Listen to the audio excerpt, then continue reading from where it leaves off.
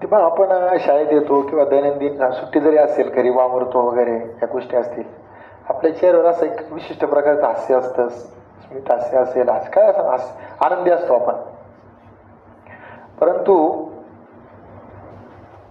आपण जे good thoughts, समजा विलियम शेक्सपियर असतील, विलियम ब्लेक असतील, अरिस्टॉटल असतील, सॉक्रेटिस असतील, यांचे जर थॉट्स आपण वाचले, ऐकले, पाहिले ना, तर आपल्याला लक्षात येतं की त्यांनी किती विचारपूर्वक ते थॉट्स लिहिलेले असते. बिहाइंड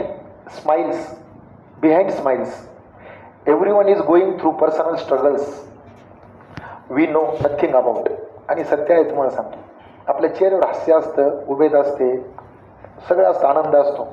परंतु प्रत्येक जण या ठिकाणी आलं, प्रत्येकाचं एक पर्सनल स्ट्रगल वेगळं असतं. प्रत्येक जण काहीतरी व्यक्तिगत संघर्ष असतो. मग तो कौटुंबिक संघर्ष असेल, जगण्यासाठी संघर्ष असेल, नातं टिकवण्यासाठी संघर्ष असेल, आर्थिक प्रगतीसाठी संघर्ष असेल, संघर्षाचे अनेक प्रकार आहेत. परंतु या जगामध्ये एकही व्यक्ती असा नाही की ज्याचा संघर्ष नाही आहे. म्हणजे सांगण्याचं तात्पर्य असं की ज्याने कोणी त्या कोट केलेला आहे, हे कोट लिहिलेलं आहे, behind every smiles everyone is going through personal struggles we know nothing about. आपल्याला माहीत नसतं की प्रत्येक व्यक्तिगत काहीतरी संघर्षातून जात असतो, तो आपल्याला माहीत नसतो. आपला फक्त दिसतो त्याचा आनंदी चेहरा. आणि पर्सनल स्ट्रगल करत असताना ही चेहऱ्यावर आनंदी ठेवणं इतकी सोपी गोष्ट नाही, तुम्हाला सांगतो. That is one kind of skill. ते पण स्किल आहे. काही जणांना कसं असतं, दुःख झालं की ते लगेच चेहऱ्यावर दिसतं.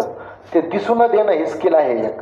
आणि ते अचानक डेव्हलप होत नाही, ते अनुभवातून, प्रॅक्टिसने ते डेव्हलप होत असतं.